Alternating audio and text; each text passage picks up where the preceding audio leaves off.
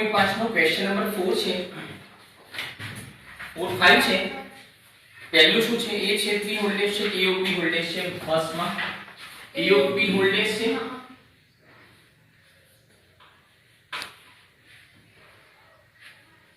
a of b voltage. ચલો a of b voltage. હવે બોલો પહેલું શું કરવાનું? સૌપ્રથમ લંબચોરસ દોરી તેના પર u લખો.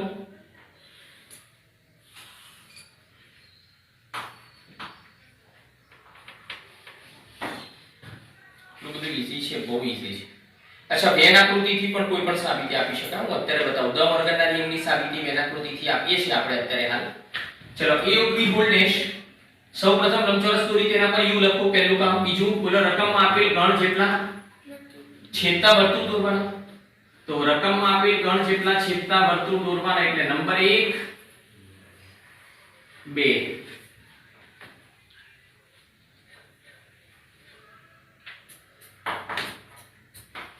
બોલો રકમમાં આપેલ ગણ જેટલા છેદતા વર્તુળ દોરવાના. હવે a યોગ b, જો a યોગ b હોલ ડેશ હોય એટલે હું તમને આ આકૃતિ 2 સ્ટેજમાં શીખવાડું. બકા હવે જો માનો કે તમે એક સાદું આપવા બેઠા છો અને એની અંદર કૌંસ વધારે છે. બરાબર છે? તમે એક સાદું આપવા બેઠા છો અને એમાં કૌંસ છે 3 કૌંસ છે. એટલે તમે શું કરશો? પહેલા 3 કૌંસનું અલગ અલગ સાદું આપી દેશો.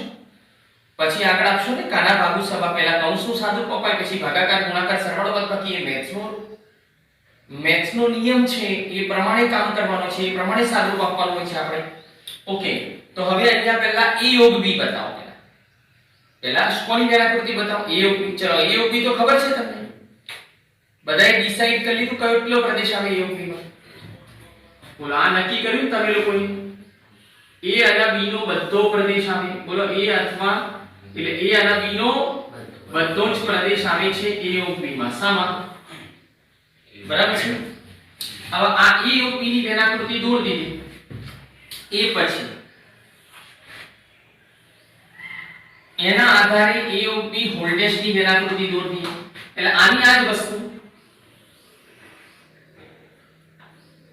હવે આ છે a યોગ b ની વેરાકૃતિ. તો a યોગ b ની વેરાકૃતિ આટલી છે. આ a યોગ b ની વેરાકૃતિ છે. આ a યોગ b ની વેરાકૃતિ દોરી. હવે મારે a યોગ b ના ડેશ ની વેરાકૃતિ દોરવી હોય તો એના માટે પૂરક ગણવાની વ્યાખ્યા બોલો. તો a યોગ b ડેશ બરાબર મેં તમને શું કીધું છે? a યોગ b dash is equal to મેં તમને શું વાત કરેલી છે? બોલો u માઈનસ a યોગ b. ભાઈ u માઈનસ a યોગ b. તો a યોગ b ના પ્રદેશને u માંથી દૂર કરી u માં બાકી રહેતા પ્રદેશને લેવામાં આવે છે. બકા a dash is equal to u minus a, b dash is equal to u minus b. યાદ રાખશો ને? c dash is equal to u minus c. બરાબર છે? a યોગ b dash is equal to u minus a યોગ b. ચલો તો a યોગ b ના પ્રદેશને આપણે નક્કી કર્યું છે ને આ પ્રદેશ ને u માંથી દૂર કરી u માંથી દૂર કરો. એને દૂર કરો, એને કાઢી નાખો, એને દૂર કરો. તો u માં બાકી રહેતો પ્રદેશ, તો u માં બાકી રહેતો પ્રદેશ કયો છે?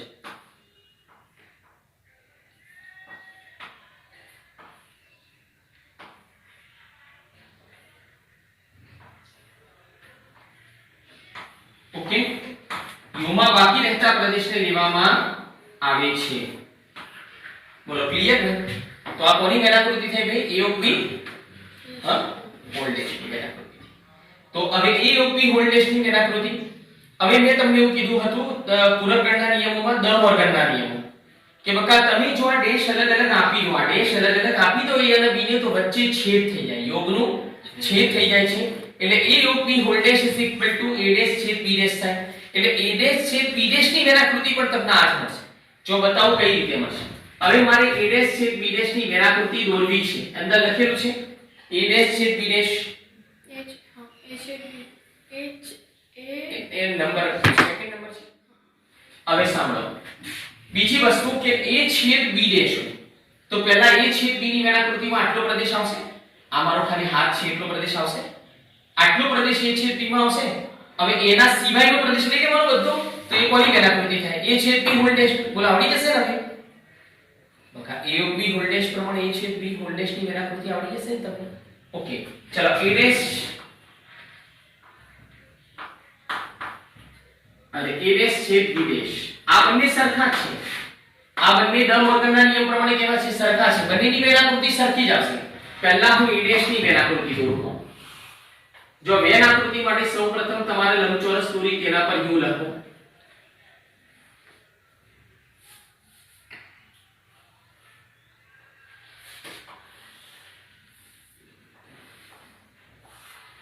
સૌપ્રથમ લંબચોરસ દોરી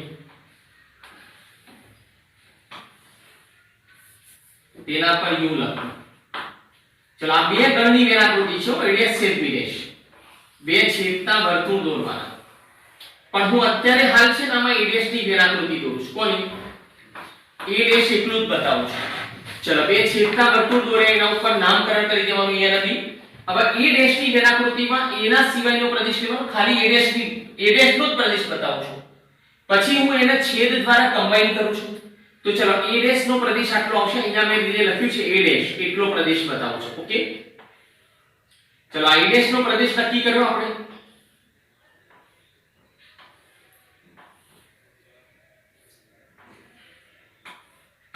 બોલો a ડેશ નો પ્રદેશ નક્કી કર્યો આપણે. બરાબર છે.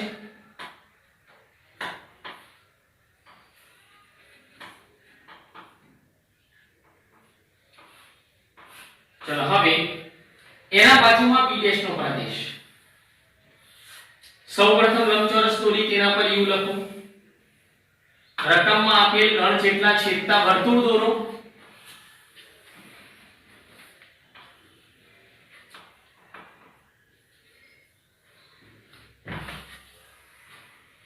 રકમમાં આપેલ ગણ જેટલા છેદતા વર્તુળ દોરો. બરાબર છે. હવે b ડેશ ની વેરાકૃતિ બતાવું છું, ખાલી એકલો b ડેશ.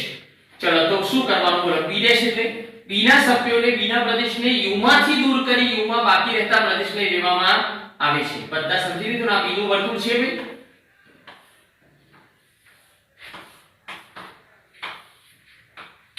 જોઈ લેજો b ના સિવાયનો પ્રદેશ આવવો જોઈએ. આવી ગયું? ચલો હવે તમારી પાસે આ b ડેશ નો પ્રદેશ છે. b ડેશ નો પ્રદેશ છે ને? આ કોનો પ્રદેશ છે? આ b ડેશ છે. પછી આ શું છે? a dash. એટલે a ડેશ માં આ લીટી અહીં સુધી આવશે.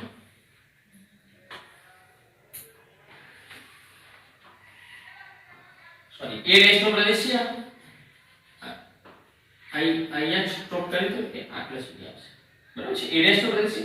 ચલો હવે a ડેશ નો પ્રદેશ અને આ b ડેશ નો પ્રદેશ એના વચ્ચે શું છે? છેદગણ. ચલો બંનેનો સામાન્ય પ્રદેશ કરો. જો બંનેનો સામાન્ય પ્રદેશ આ બંને વેન આકૃતિ નો જવાબ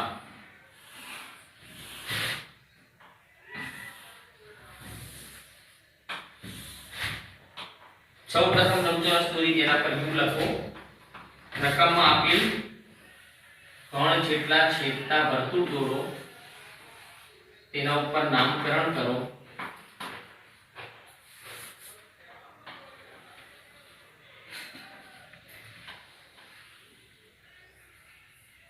ચલો હવે આની અંદર આ પ્રદેશ છે. આ પ્રદેશ જે છે આટલો વર્તુળના આજુબાજુનો, અહીંયા જોઈ લો વર્તુળના આજુબાજુનો પ્રદેશ એ અહીંયા પર છે ને અહીંયા પર છે. જોયું? તો બોલો કયો પ્રદેશ આવશે કોમન?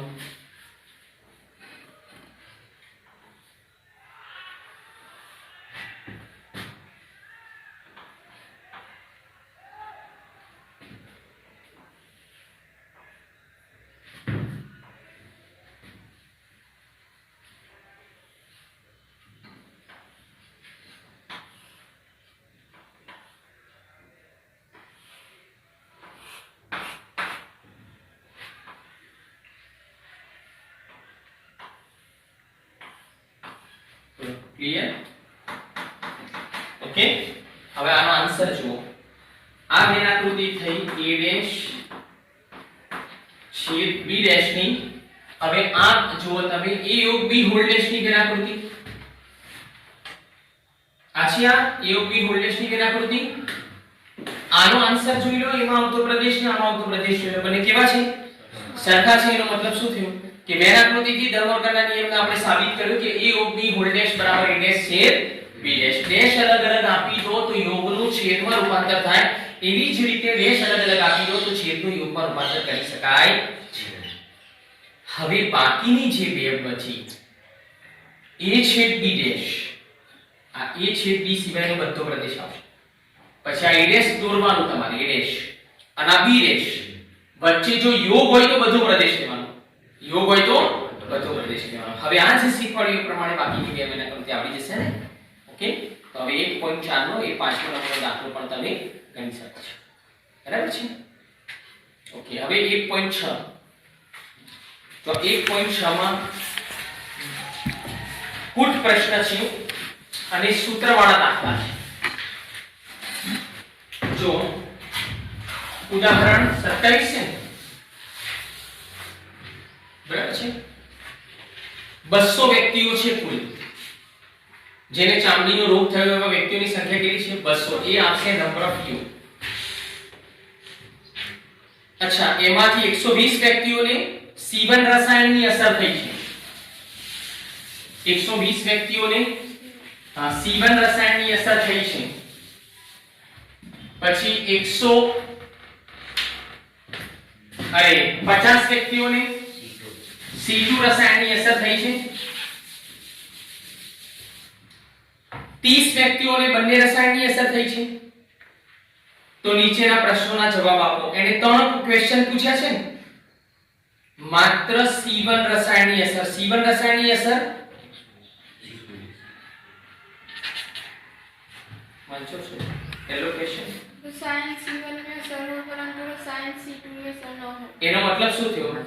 હા, માત્ર C1 ની અસર હોય, રસાયણ C1 ની અસર હોય પણ C2 ની અસર ના હોય. એનો મતલબ શું થયો કે માત્ર C1 રસાયણની અસર હોય એવા વ્યક્તિઓની સંખ્યા શોધવાની છે. એટલે a b શોધવાનું છે. a છેદ b ડેશ શોધવાનું છે. હું બતાવું. a છેદ b ડેશ નો મતલબ શું? a હુમા હોય અને છેદ એટલે અને. બહુ વખત કીધું કે છેદ એટલે અને, યોગ એટલે અથવા બધી વસ્તુમાં કદી ફેરફાર ન થવાનો. આ બધું ફિટ કરી દો મગજમાં. a માં હોય અને b માં ના હોય. એટલે C1 ની અસર હોય, C2 ની ના હોય અને C2 ની ના હોય. એટલે એને એમ પણ કહી શકાય. પહેલા ક્વેશ્ચનમાં એમ કહી શકો કે માત્ર C1 રસાયણની અસર હોય તેવા વ્યક્તિઓની સંખ્યા શોધો.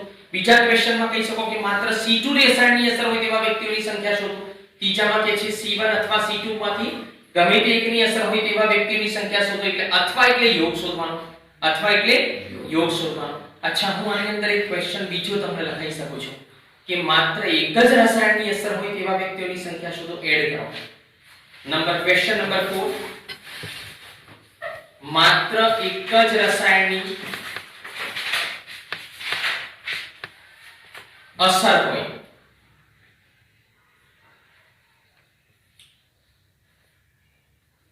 એક જ રસાયણની અસર હોય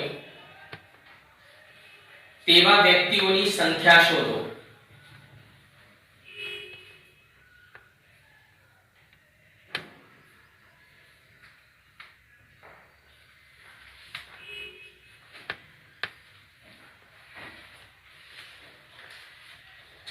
ક્વેશ્ચન નંબર 5, ઓછામાં ઓછા એક રસાયણની અસર હોય તેવા વ્યક્તિઓની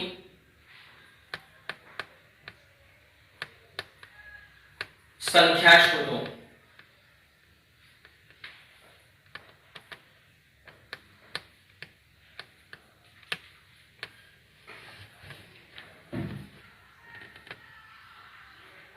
ઓછામાં ઓછા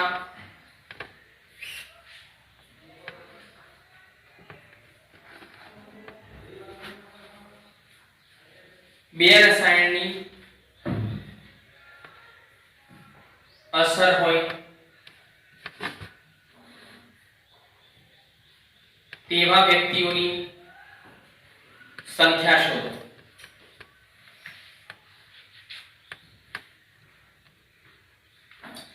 વધુમાં વધુ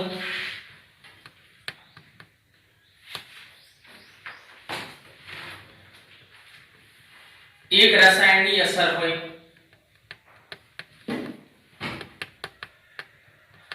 તેવા વ્યક્તિઓની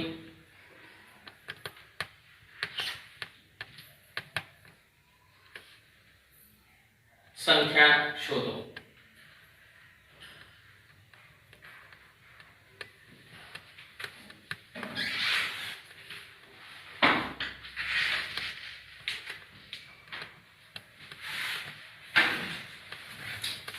વધુમાં વધુ બે રસાયણની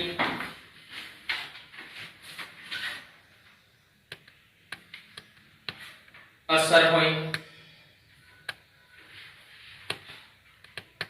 તેવા વ્યક્તિઓની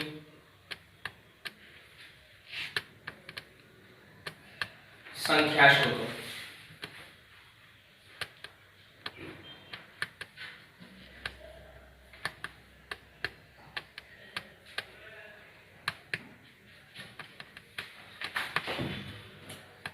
જો આ બધા જે ક્વેશ્ચન છે એટલે આ એક દાખલો સમજી લો તો તમને તમામ બે ગણના કુલ પ્રશ્નો આવડી જશે.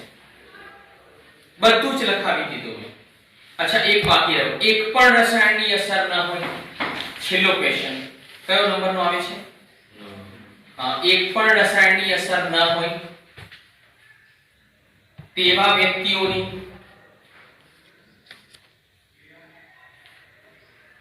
સંખ્યા શોધો.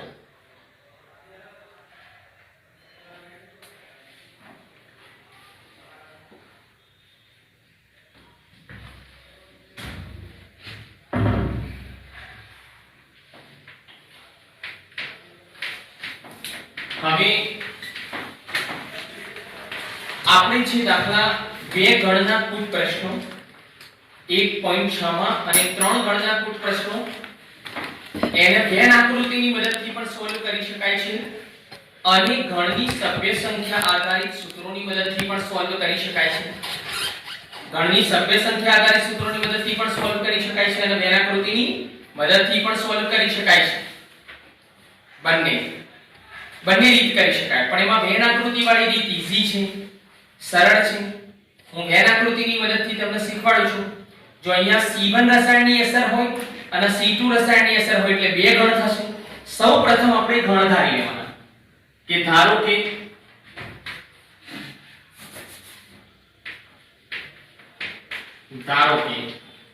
A બરાબર C1 રસાયણની અસર હોય તેવા વ્યક્તિઓનો ગણ. વ્યક્તિઓ આપી છે વિદ્યાર્થીઓ.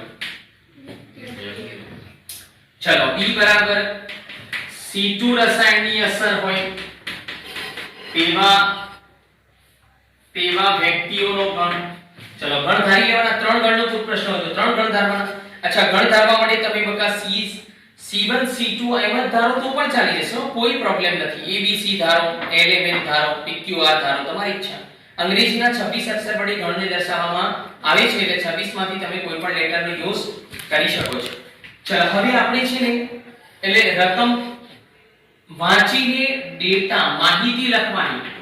તો હવે આ જે ગણ ધાર્યા પછી માટે નંબર ઓફ યુ બરાબર, અહીં નંબર ઓફ યુ બરાબર કુલ વ્યક્તિઓની સંખ્યા 200 છે.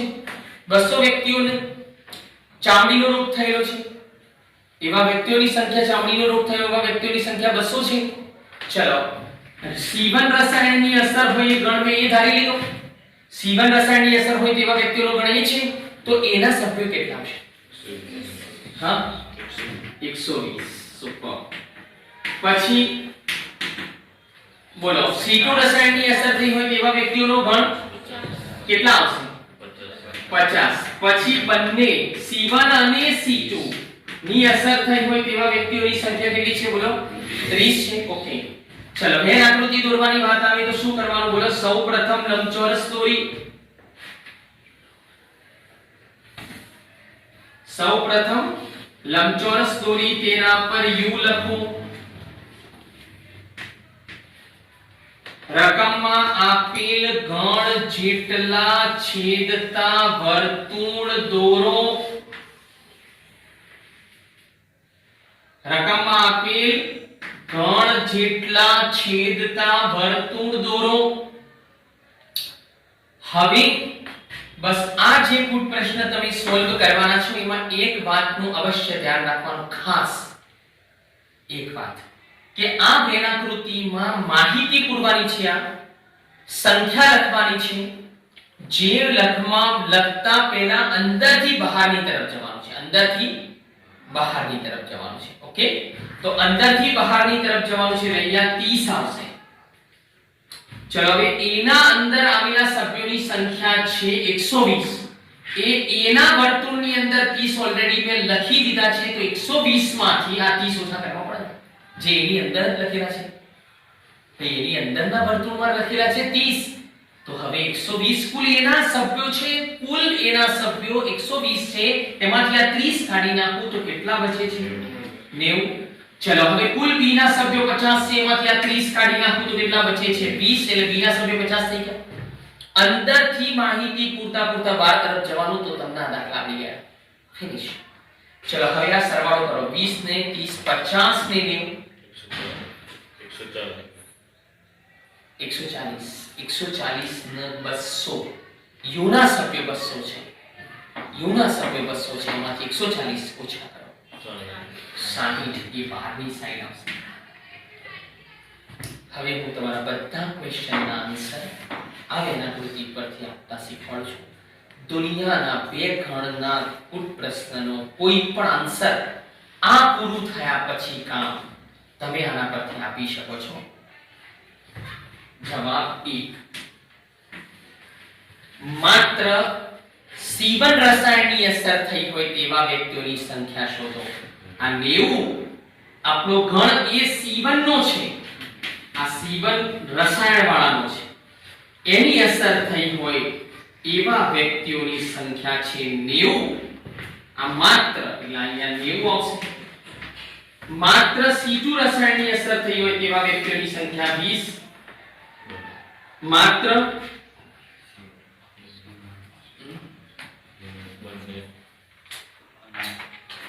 સોરી, ત્રીજો ક્વેશ્ચન શું છે? બંને. એટલે ક્વેશ્ચન રીડ કરો, જોરથી એકવાર વાંચી નાખો. સાયન C1 અથવા સાયન C2 ની અસર માલુમ પડી હોય તેવી વ્યક્તિઓની સંખ્યા શોધો. અથવા એટલે એક આ ક્વેશ્ચન અને ઓછામાં ઓછા એક રસાયણની અસર થઈ હોય તેવા વ્યક્તિઓની સંખ્યા શોધો. જો હું તમને બે વસ્તુ યાદ રાખવાનું કહી દઉં છું, આ ને સખત યાદ રાખવાનું છે તમારે. ઓછામાં ઓછા કે, આ હવે લાઈફ ટાઈમ ગમે ત્યારે ઓછામાં ઓછા કે આવે તો કે અથવા કે થી વધુ માં રૂપાંતર કરી દેજો, અને વધુમાં વધુ કે આવે તો એનું રૂપાંતર, વધુમાં વધુ કે આવે તો એનું રૂપાંતર કે અથવા કે થી ઓછામાં કરી દેજો. એટલે આ ક્વેશ્ચન રસાયણ C1 અથવા રસાયણ C2 ની અસર થઈ હોય તેવા વ્યક્તિઓની સંખ્યા શોધવાની છે. ઓછામાં ઓછા એક રસાયણની અસર થઈ હોય એવો ક્વેશ્ચન મારા ખ્યાલથી પાંચમો છઠ્ઠો કયો છે? ઓછામાં ઓછા એક રસાયણની અસર થઈ હોય તેવા વ્યક્તિઓની સંખ્યા શોધો એ ક્વેશ્ચન છે. બંને સરખા છે, ત્રીજો અને પાંચમો. કઈ રીતે કે જે ત્રીજો અને પાંચમો બંને ક્વેશ્ચન તમારા રાઈટ સરખા છે, એનું રીઝન એ છે કે ઓછામાં ઓછા એકનું રૂપાંતર કરો તમે. ઓછામાં ઓછા એક હોય તો એક અથવા એકથી વધુ. એક રસાયણની અસર વાળા 20 અને 90 છે, બરાબર. એકથી વધુ રસાયણની અસર થઈ હોય તેવા વ્યક્તિઓની સંખ્યા એટલે 2 ની 30 છે. આ ત્રણેયનો સરવાળો કરો એટલે યોગ બી થયું ના થયું, એ જ થયું. એટલે અહીંયા જવાબ નંબર 3 અને જવાબ નંબર 5 બંને સમાન છે. 90 + 30 + 20 આવે. 90 + 30 90 + 30 + 20 આવે. એટલે એક વાળા અને આ બે વાળા લેવાના છે. ઓકે, તો જવાબ નંબર 4.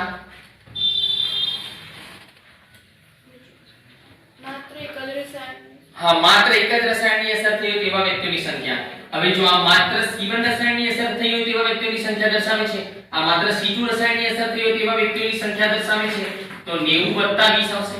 માત્ર એક જ રસાયણની અસર થઈ હોય તેવા વ્યક્તિઓની સંખ્યામાં શું આવે? માત્ર C1 ની અસર થઈ હોય અને માત્ર C2 ની અસર થઈ હોય. ખબર પડે છે? ઓકે. પછી જવાબ નંબર 6. ઓછામાં ઓછા 2 રસાયણની અસર થઈ હોય. ઓછામાં ઓછા 2 જલ્દી ફટાફટ. આ વસ્તુને છે ને તમે 20 વખત લખી નાખજો. ઓછામાં ઓછા કે અથવા કે થી વધુ 20 વખત આમ નહીં લખવાનું. ઓછામાં ઓછા 1 અથવા 1 થી વધુ. ઓછામાં ઓછા 2 અથવા 2 થી વધુ. એ હોમવર્ક કરી દેવાનું છે તમારે બધાએ. ઓછામાં ઓછા 3 અથવા 3 થી વધુ એમ. બરાબર. આશા રાખું છું તમે લોકો મહેનત કરશો. બકા ઘરે થોડુંક મહેનત કરજો હવે ઘરે. બરાબર છે? તમારી મહેનત ઇમ્પોર્ટન્ટ વધારે મહત્વની છે. હું તમને સમજાવું, શીખવાડું, બધું બરોબર છે, પણ તમારી પોતાની ધગશની મહેનત, ઇન્ટરેસ્ટ એટલું જ એનાથી વધારે ઇમ્પોર્ટન્ટ છે. ઓકે. તો ઓછામાં ઓછા 3 3 એટલે શું? એક માઇન્ડ સેટઅપ થઈ જાય આપણું. બરાબર છે? પછી એવી રીતે વધુમાં વધુ એક આ 20 વખત 10 સુધી આને લખી દેવાનું. ઓછામાં ઓછા 10 10 અથવા 10 થી વધુ. વધુમાં વધુ 10 10 અથવા 10 થી ઓછા. વધુમાં વધુ 9 9 અથવા 9 થી ઓછા. એટલે પ્રેક્ટિસ થઈ જશે. ઓકે. સારું. ચલો, ઓછામાં ઓછા 2 નો મતલબ શું? 2 અથવા 2 થી વધુ. ચલો, 2 થી વધારે તો ગણ છે જ નહીં. આપણા દાખલામાં જ નથી. 2 થી વધારે ગણ આપણે તો 2 ગણવાનો કોઈ પ્રશ્ન કરીએ છીએ ને, તો 2 અથવા 2 થી વધુ. ચલો, 2 ગણવાળા કયા છે? તો 30 છે. આ 30 એ બંનેમાં છે ને. ચલો, 2 થી વધુ એટલે 3 ગણવાળા તો છે જ નહીં, કારણ કે દાખલામાં 3 ગણ નથી. ઓકે. ચલો, જવાબ નંબર 7. વધુમાં વધુ એક રસાયણ હોય તેવા. વધુમાં વધુ એક રસાયણ. ચલો, વધુમાં વધુ એક નું રૂપાંતર શેમાં કરીશું? 1 અથવા 1 થી ઓછા. 1 અથવા 1 થી ઓછા એટલે 1 વાળા લો. 20 અને 90 1 વાળા છે ને. 1 થી ઓછા એટલે 0 વાળા. આ છે 60. આ 60 બાર છે ને બંને વર્તુળના. એક પણ રસાયણની અસર ન થઈ હોય તેવા વ્યક્તિઓની સંખ્યા કેટલી છે? 60. ચલો, જવાબ નંબર 8. બોલો જલ્દી ફટાફટ. વધુમાં વધુ 2 રસાયણની અસર થઈ હોય તેવા વ્યક્તિઓની સંખ્યા. વધુમાં વધુ 2 એટલે 2 અથવા 2 થી ઓછા. ચલો, વધુમાં વધુ 2 એટલે 2 અથવા 2 થી ઓછા. ચલો, પહેલા 2 વાળા લઈ લો. 2 વાળા કોણ છે? સોરી, 2 વાળા કોણ છે? 30. ચલો, 2 થી ઓછા 2 અથવા 2 થી ઓછા. 2 થી ઓછા વાળા કેટલા છે? બોલો. 20 અને 90. 20 + 90 આવો. 2 થી ઓછા એટલે 1 વાળા લીધા. ખબર પડી કે નહીં? ચલો, 2 થી ઓછામાં 0. 2 થી 2 અથવા 2 થી ઓછા એટલે 2 વાળા લીધા. 2 થી ઓછા એટલે 1 વાળા લીધા. 2 થી ઓછામાં 0 વાળા પણ આવે ને. 2 થી ઓછું છે 0. એ સમજો છો ભાઈ? માઇન્ડ ઓપન રાખજો. 0 વાળા આવે તો 0 વાળા કેટલા છે? 60. એટલે આમાં બધા જ આવી ગયા. ખાઈના બધા સભ્યો આવી. સરવાળો 200 થઈ જશે. ઓકે. સારું. ચલો, લાસ્ટ ક્વેશ્ચન શું છે? એક પણ રસાયણની અસર. એક પણ રસાયણની અસર ન થઈ હોય તેવા વ્યક્તિઓની સંખ્યા શોધો. તો એક પણ રસાયણની અસર ન થઈ હોય તેવા વ્યક્તિઓની સંખ્યા શું છે? બોલો. ઓકે. તો 2 ગણવાળો કુલ પ્રશ્ન. 2 ગણવાળા કુલ પ્રશ્નમાં સ્વાધ્યાય 1.6 કાઢો. એમાં 2 ગણવાળા કેટલા છે બધા તમે ગણી શકો છો. આ છે બધા ત્રીજો, છઠ્ઠો, સાતમો, આઠમો બધા 2 વાળા છે. ઓકે. 3 6 7 8. તો વિદ્યાર્થી મિત્રો, ઉદાહરણમાં અને પ્રકીર્ણ સ્વાધ્યાયમાં 2 ગણવાળા જેટલા પણ કુલ પ્રશ્નો છે તે ઉદાહરણ 27 પ્રમાણે ગણવાના છે. ધન્યવાદ.